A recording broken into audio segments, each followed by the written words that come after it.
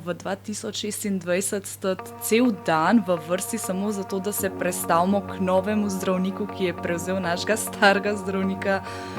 Kje si to še videl? Je hujše kot to, da daješ denar, da v bistvu celo življenje vplačuješ v zdravstveno zavarovanje in nazadnje ne prideš do zdravnika.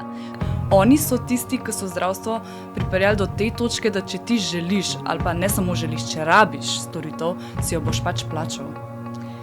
Recimo iz Maribora, iz Celja, vsepovsod odhajajo dejansko specialisti, ki jih je zelo težko poiskati, zelo težko nadomestiti, in gotovo ne gredo samo zaradi denarja. Gredo tudi zaradi samega načina. Ampak jaz, ko razmišljam o tem, se mi zdi, da če je na trgu več ponudbe in če so recimo mogoče ti zasebni centri ali pa zasebne storitve boljše, je bolj to tudi motivacija za neko javno storitev, da se še toliko bolj potrudi, da bi lahko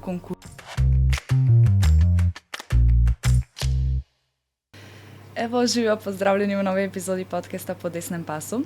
Danes odpiramo take bolj medgeneracijske teme, od zdravstva do digitalizacije in vsega podobnega. Danes sem z vami Naja in v svojo družbo sem povabila dolgoletno gospodarstvenico in političarko Zofijo Mazej. Dober dan. Živijo. Zofija, kaj pravite na te trenutna dogajanja, ki se v bistvu odvijajo v zdravstvenem sistemu? Predvsem zdaj mislim, ker smo v tem tednu videli veliko enih posnetkov, slik, kako ljudje čakajo, predvsem ženske, na ginekologa v Sežani. Kako se vam to zdi?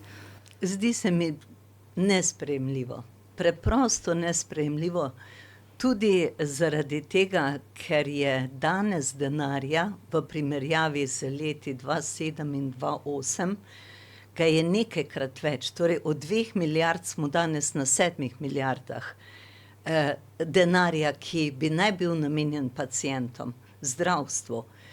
Ampak očitno to nič ne pomaga. Očitno ne veljajo besede, ki jih je izrekla direktorica zavarovalnice, da pacienti ne smejo biti prizadeti. Pacienti so že in smo že prizadeti. Zaradi tega, ker kaj je hujše kot to, da daješ denar, da v bistvu celo življenje vplačuješ v zdravstveno zavarovanje in nazadnje ne prideš do zdravnika. Torej ne prideš do zdravnika na primarni ravni, nekateri, ali pa vseh tistih 100 ali 200 tisoč, ki nimajo osebnega zdravnika. Do specialista je pa potem zelo trnova pot. In od tistih obljubljenih 30 dni, ki so bili, smo danes na nekaj letih, torej nekaj let čakanja, kar je za mnoge ljudi lahko zelo usodno. In za ženske res v teh težkih časih, predvsem mlade mamice, obremenjene z službo, seveda z veliko dela tudi, ki jih čaka doma, je ta občutljivost in pad imunskega sistema še toliko bolj verjeten in se pojavljajo bolezni. Znano je, da so bolezni na rodilih pogost pojav in zato je res to nedopustno, da mi pri vsem standardu, ki sicer v Evropi vlada, v Sloveniji toliko žensk nima ginekologa. Ko ste bili vi ministrica leta 2007-2008, za zdravstvo govorim, ne? Kaj je bilo takrat drugače, oziroma če bi danes bila ministrica, kaj je tista prva stvar, ki bi jo spremenila, da bi mogoče pa vseeno lahko ta kolapsiran sistem začel vsaj po korakih nazaj delovati? Najbolj pomembno je za vsako storitev, posebej pa še za zdravstveno, da so na eni strani izvajalci, na drugi strani pa uporabniki na nek način zadovoljni, da na nek način dosežejo kompromis. In ta odnos, ki se je pričel s to vlado do zdravnikov, torej kot izvajalcev na tem področju, je tako rekoč v prvi vrsti porušil vse. Zaradi tega, ker če so zdravniki postavljeni kot neki razredni sovražniki, kot dvoživke, kot tisti, ki si želijo samo denarja, samo da gre samo za denar, je seveda zelo narobe. In zato je ta vzpostavitev nekega normalnega razmerja, najprej seveda vlade preko kolektivnih pogodb do zdravnikov in ostalih zdravstvenih izvajalcev ključna. Zato, ker predstavljajte si inženirja, za katerega je tudi malo težje meriti delo, ki projektira nekaj, če bo on zelo razočaran nad odnosi, če bo zelo razočaran nad slabo plačo, ja, potem bo verjetno dajal tudi nekoliko slabše rešitve, ali pa bo o njih zelo dolgo razmišljal. Torej, ni potem tiste učinkovitosti, kot je sicer pri dobri motivaciji in pri dobrih odnosih. Sej oni zdaj v resnici že 4 leta skozi govorijo o tem, kako je treba dvoživke, privat zdravstvo, to je samo za denar, ampak oni so tisti, ki so zdravstvo pripeljali do te točke, da če ti želiš, ali pa ne samo želiš, če rabiš storitev, si jo boš pač plačal. Ja, res je. Na takem razpotju, kot je zdravstvo zdaj, po tej tako imenovani reformi, tega pravzaprav še ni bilo. Zaradi tega, ker s tem zakonom so zdravniki pravzaprav prav pognani v zasebni sektor. Tudi tisti, ki prej ni mislil o tem, je začel zdaj o tem razmišljati. Posebej tudi zato, ker smo ljudje čedalje bolj, ne bom rekla, da smo čedalje bolj bolani, ampak potrebujemo veliko zdravstvenih storitev, ker se je tudi medicina zelo razvila skozi desetletja. In seveda na drugi strani je potem vprašanje kapacitet. In če teh kapacitet ni tam, kjer zavarovalnica direktno to plača, potem mora pač pacient iskati to drugje, na trgu. In ker bo na trgu vedno večje povpraševanje kot ponudba, zato je tudi ta pot se odprla, da zdravniki lahko gredo čim bolj proti zasebnemu. Čeprav zasebnim ni sicer narobe nič to, kar se hoče pri nas prikazati. Problem je v tem, da je toliko oporekanja koncesionarjem, ki so enako financirani iz zdravstvene zavarovalnice. Kajti koncesionarji, gotovo je kdo izmed vas že pri koncesionarjih bil, so običajno zelo organizirani, zelo estetsko imajo vse narejeno, red je, torej prideš na vrsto takrat, ko si naročen, zato ker so odgovorni tudi za cel ta poslovni del. Odgovorni so za strokovni in za poslovni del, torej ne morejo privoščiti si izgube, ker je ne morejo preživeti.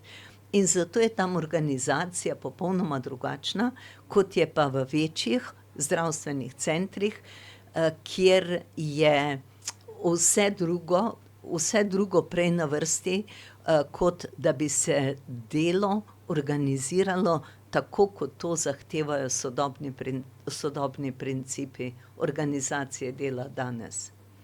Ne vem, sej mogoče se motim, ampak jaz, ko razmišljam o tem, se mi zdi, da če je na trgu več ponudbe in če so recimo mogoče ti zasebni centri ali pa zasebne storitve boljše, je pol to tudi motivacija za neko javno storitev, da se še toliko bolj potrudi, da bi lahko konkurirala.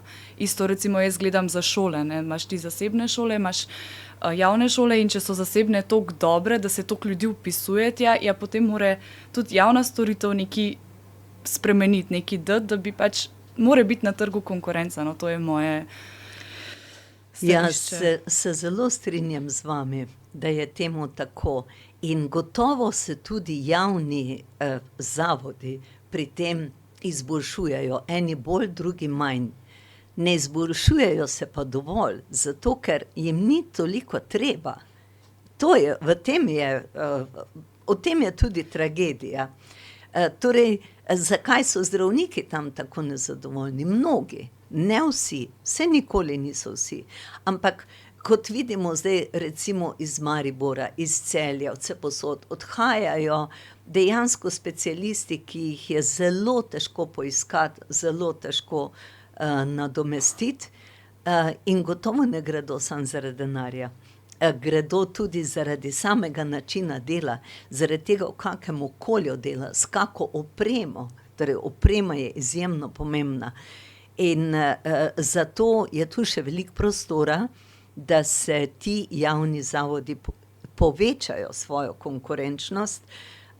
Če pa ne bi bilo zasebnega, se pa pravzaprav ne bi rabili niti truditi. To bi pa bili tako, kot je bilo v socializmu, ko je bilo vse od vseh in firme so sodelovale po dogovornem principu, torej sploh ni šlo za to, ali bo kdo naredil kvaliteten produkt ali kvalitetno storitev, zato ker samo po sebi je že bilo, da firma obstaja z nekim proizvodom, ki je lahko bil desetletja popolnoma enak in nič izboljšan. Recimo jaz en problem tudi vidim v tem, da mi nimamo nekega portala ali pa neke digitalne oblike, da bi ti lahko se prijavil k novemu zdravniku. Mislim to, da rabimo v 2026 stati cel dan v vrsti samo zato, da se prestavimo k novemu zdravniku, ki je prevzel našega starega zdravnika. Kje si to še videl? Ja, zelo, zelo neugodno za državljanke in državljane. Zelo. Na nek način je to pravo ponižanje človeka, njegovega dostojanstva, da mora stati na ulici za storitev, ki jo je plačeval celo življenje v zdravstveno zavarovalnico. In da se to da rešiti s pomočjo digitalizacije, s pomočjo res vseh inštrumentov, ki so danes na razpolago, tudi s pomočjo umetne inteligence, torej vsega preverjanja, ki je potrebno, preverjanje podatkov, je pravzaprav nerazumljivo, da to ne gre, kajti na višjih nivojih, tam, kjer gre za specializacije, tam, kjer gre seveda za naslednjo stopnjo, ne, tam se že da poiskati na portalu in se tudi preko portala prijaviti k specialistu. Ampak tu na tem osnovnem nivoju je to res revno. Prvič, da sploh najde človek osebnega zdravnika, da do njega pride. Drugič pa potem, ko se komunicira z zdravnikom na primarnem nivoju, obstajajo 2 ali 3 portali in sploh ne veš, iz koga, kam, kaj je poslana informacija. Torej tudi tam potem ni ene koordinacije s tem državnim portalom Zvem, za katerega vemo, ne, in ki v nekih primerih še kar v redu deluje. Ja, prej ste tudi omenila ta državni proračun, a ne. Torej več denarja za zdravstvo ne pomeni, da bo zdravstvo boljše funkcioniralo. Mislim, saj to smo tudi videli zdaj, a ne, ampak tako sem vas prej razumela, ko ste rekla. Ne, ker pač z denarjem je treba res znati tudi delati. In zato, če na eni strani je za zdravniki ta spor, se pravi, ni usklajenosti, ni dogovora z njimi, potem na drugi strani dogovor, ki bi moral tudi temeljiti na standardih in normativih, koliko je potrebno v določenem času opraviti. In tu bi prišlo tudi do tega, da bi bilo plačilo po delu. Ne po tem, da nekdo, kot omenjajo, dela zelo malo, drug dela zelo veliko, plačana sta enako. Če se da pri visoko zahtevnih delih, intelektualnih delih na področju tehnologije, približno oceniti, koliko traja čas oziroma koliko je poraba časa za določen napredek, potem se gotovo da to v zdravstvo. In to primerljivo z drugimi državami, saj to si ne bi popolnoma na novo nekaj izmišljali. In če bi to bilo jasno, potem bi iz tega lahko gradili tudi dobro organizacijo v samih zavodih. In ko je ta postavljena, potem tudi delo teče drugače, je tudi sledljivost nad stroški, nad materialnimi tokovi, nad kliničnimi potmi. Ja, to pač je izziv za prihodnje. A ste mogoče, ko ste bila evropska poslanka, opazili kakšne dobre prakse na tem področju, ko so jih druge države že mogoče takrat imele? Zdaj samo javno zdravstvo je v bistvu domena Evropske unije. Torej, tam se tudi sprejemajo direktive in različna priporočila za javno zdravje oziroma kakšen naj bo tudi naš življenjski slog, ne? Kako si lahko tudi pomagamo za to, da bomo čim dlje, čim bolj fit, torej da bomo dosegali višji nivo zdrave življenjske dobe. Dočim v same te klinične poti, v samo organizacijo zavarovalnic in potem zdravstvenih zavodov, je pa to odvisno in je v to domeni od vsake države posebej. Gotovo se je dobro zgledovati po tistih, ki so po teh mednarodnih kazalcih, primerljivih kazalcih dobri. In tudi tu se spreminja. So recimo enkrat skandinavske države, so države, ki se menjajo, ni skozi ena na vrhu. In vedno se pač dober na nek način zgledovati po nekaterih kazalcih in usmeritvah, ki jih država, ki je zelo dobra na področju zdravstva, ima. Mi imamo ta zdravstveni sistem, ta sistem zavarovalnic na nek način zelo čuden za današnji dan. Glede na to, da imamo eno samo zavarovalnico, ki ima monopol, bi se lahko rekli, da ji nobeden nič ne more, ker tudi kako je tam organizirano, kako so oni organizirani, kako so oni učinkoviti, je tudi zelo odvisno, kako bo zdravstveni sistem potem dobro učinkovit. Ne samo s tem, damo denar, ne damo denar, a veste, tako kot, ne vem, starši pa otrok, ne, ko prosi za lučko. Tako da je tudi, kar se zavarovalnic tiče, je veliko primerljivosti in ja, zdravje je kar vedno ena izmed ključnih prioritet vlad, vsepovsod. Ampak težko je, da bi se mi zgledovali po nekomu, ki imamo na čelu države, ali pa smo imeli na čelu države nekoga tako arogantnega, ki je v bistvu skozi mislil, da smo mi najboljši povsod. In čeprav to ni bilo res, ne, samo pač javno zavajati je lahko, da ti rečeš, ja, mi smo na vrhu povsod, mi smo najboljši, cenjeni v Evropi, cenjeni po svetu in pika, ne. Ja, jaz osebno mislim, da je pač smo različne osebnosti in če je nekdo sam vase toliko zavarovan, da misli, da se svet okrog njega vrti, se mu je v bistvu težko pomagati.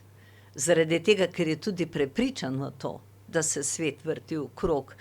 In treba je biti realen, na nek način realen. In predvsem je treba poslušati tudi potrebe ljudi. In če so potrebe ljudi to, kar se pojavlja na področju zdravstva, to, kar se pojavlja na področju gospodarstva, podjetnikov, ki pravzaprav klecajo pod težo davkov, pacienti pod težavo, da ne morejo priti blizu oziroma do zdravnika, to so stvari, ki je treba jih zelo resno priznati, odpreti, in o njih res voditi tudi ta javni diskurs in iskati rešitve. Rešitev se pa nikoli ne najde na način, da si izločil določeno skupino, pa če hočete tudi politično stranko, da pri tem izločaš, ampak poskušaš pri tem najti čim več sinergij, kajti v iskanju takšnih osnovnih življenjskih potreb smo si tu in tam v Sloveniji lahko tudi edini. No, zdaj ste dali tako dobro iztočnico, da povem še, da ste pred kratkim postala predsednica kluba seniork in seniorjev. A ste najdeli neko tako poslanstvo v tem, da zdaj to vodite, ali kako ste se odločili za to? Ja, nekako sem bila povabljena v to vlogo in na to izvoljena, kar mi pa daje zdaj eno globoko razmišljanje in tudi učenje, ker iščem tiste točke, ki bi bile pomembne za to, da bi seniorke in seniorji se počutili dobro. Se počutili dobro, da bi bili spoštovani in da bi lahko dodajali družbi vse tisto, kar dejansko ta generacija zmore. Kajti tu je modrost. In mladost in modrost, kadar se združujeta, potem lahko najdeta skupne rešitve. In zelo en tak moj čisto intimen cilj je, da bi znala, poskušala povezati mlajše in starejše čisto na konkretnih projektih in na konkretnih rešitvah. In to se mi zdi, da bi bila nazadnje največja zmaga. No, saj midve so zdaj že en tak dober primer tega, ne, sem vas povabila na nek podcast, kjer mladi pač probamo mladim predstaviti aktualno politiko. Vi se boste tudi veliko ukvarjali s tem medgeneracijskim povezovanjem, a ne? Ja, ker se, saj veste, mi imamo že slogane takšne, da mladi in stari ne grejo skupaj. To je že čisto utečeno, to imamo v glavah, ne. In jaz sem pa res prepričana, tudi ob tem zdaj, ko je toliko mladih volilo desno in ko je obenem toliko starejših volilo levo, kljub vsemu, kar smo omenjali, kaj se dogaja v naši družbi, torej tu gre za neka razmerja, na katera si je težko odgovoriti. Jaz moram reči, da se najbolj veselim tega, da je toliko mladih volilo desno in verjamem, da tudi starejša generacija, ki je doživela Jugoslavijo, ki smo doživeli Jugoslavijo, doživeli socializem, in vsaj jaz osebno se bojim, da lezemo zelo globoko nazaj v ta socializem, ker tisti, ko je bil rojen po osamosvojitvi Slovenije, si pač ne zna predstavljati in ne zna si predstavljati, kako je biti v neprivilegirani kasti. Ne, čeprav včasih govorimo, Indija ima kaste, ne. Ja, mislim, sej kaj pa je pri nas se dogajalo in kaj se dogaja tudi še danes. No, in zato mi je ta funkcija en poseben izziv, nisem tako daleč, da bi lahko odgovarjala na zelo konkretna vprašanja, jih pa zelo globoko raziskujem, kako narediti napredek. Se pravi, na volitvah smo pač mladi volili desno, pa se mi zdi, nekje, da se trend obrača, pa malo iz Amerike tudi prišlo, a ne, pa tako, ampak hkrati pa smo pač tudi prišli do nekih pravih in realnih informacij, ravno zaradi tega, ker smo prisotni na pač medijih, ki niso RTV ali pa 24 ur. A se vam zdi, da je bil to glavni razlog, da so starejši tudi bolj levo volili, ker mogoče niso prišli do teh informacij pravilnih? Je, že generacijsko je tako, da je ta televizija bila od nekdaj edini vir informacij in to danes pri letnikih med vojno, po vojni in tako naprej, pri mnogih so ta osrednja poročila še vedno izjemno pomemben vir informacij, za katera pa vemo, da so izjemno pristranska. Jaz toliko sem bila v evropski in slovenski politiki, da moram priznati, da me včasih to zelo, zelo boli, ker vidim, na kak način se pravzaprav res zavaja ljudi in to je en razlog. Na drugi strani je pa tudi to, da predvsem zelo veliko upokojencev izjemno težko živi. Veste, s temi nizkimi pokojninami je življenje s plačevanjem položnic, s tem, da se na pokojnine so se nalepile še dodatne obveznosti tekom te vlade, da je vsakdo bil izjemno vesel nekega poračuna in regresa oziroma božičnice, ki se je zgodila tik pred volitvami, ki je bila v bistvu zapakiran bonbon za to, da bodo ljudje nekako si vzeli, da okej, saj to bo pa kar lažje, takole bomo pa kar dobivali, a ne take in drugačne priboljške. Mislim, da je to tudi bilo, ker nekomu, ki ima 600 evrov pokojnine, pa če je dobil zraven 200 evrov in je zato mogoče lahko plačal neke zaostale položnice, a veste, to pusti, to takrat človek pač razmišlja tudi čist ekonomsko. In če so še poročila taka, da je ta vlada pa res tu za to, da pomaga vsem, da je najboljša na svetu, in da je ta desnica pa res tako grda, da se je treba čuvati, ne, če se desna stran cel čas stigmatizira, potem pač ljudje to tako naredijo. V resnici nikoli ne bomo vedeli, kaj vse se je zgodilo. Menim pa, da so stiske starejših tako velike, da so dejansko pri tem šibek člen za tovrstne manipulacije.